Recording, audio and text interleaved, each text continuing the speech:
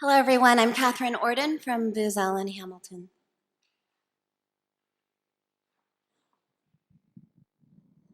I'm a little shorter than the previous person. So we inventoried 195 health surveillance systems as well as other types of capabilities, and we identified several gaps and areas of duplication that are really just the tip of the iceberg, 4 out of 17 different data categories. We did this because of 3 key challenges cited from the government. Duplication of biosurveillance activities, a lot of confusion of using similar data sources, and a lack of information sharing. And while this might be endemic to the US government, many different functions carry over. Ultimately, this slows down the way that we can responsibly reduce morbidity and mortality, not from only infectious disease, but all different hazards and different types of pathogens. We inventoried 195 health surveillance systems, but also surveys, networks, pilots, algorithms, and programs for human, animal, plant, environment, and all different combinations thereof. It was important for us to only look at a variety of different categories. We first conducted a primary literature review that led to 56 surveillance systems. We augmented it to 235, and then we down-selected to 195. We wanted to know how the 17 different data fields mapped to the definitions of what surveillance is in terms of collection, consolidation, analysis, and dissemination from the original definitions by Langmuir and later evolved by Lee and Thacker.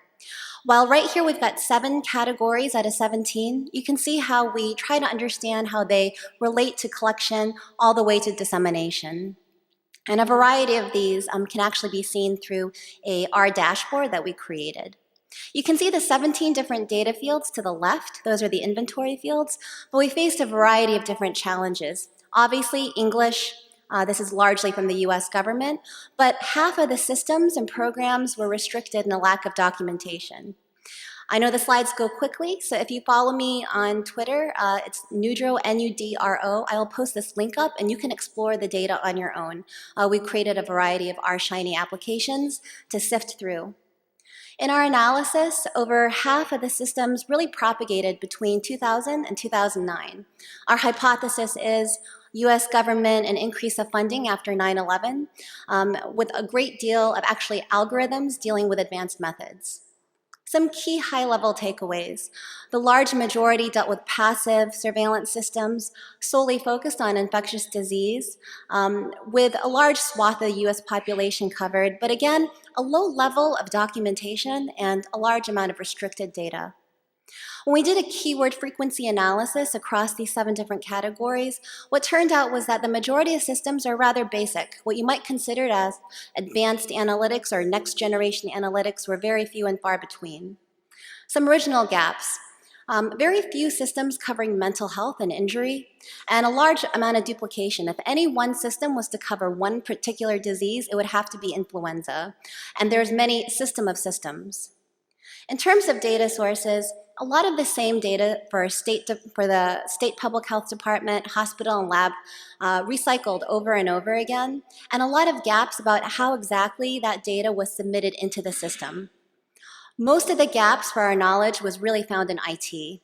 So when we were looking at how these actual systems operate on the front and back end, not a lot of documentation and not a lot of information about the actual code base.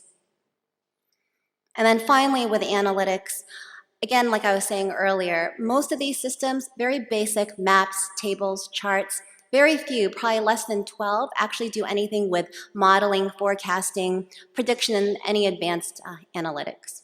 Thank you.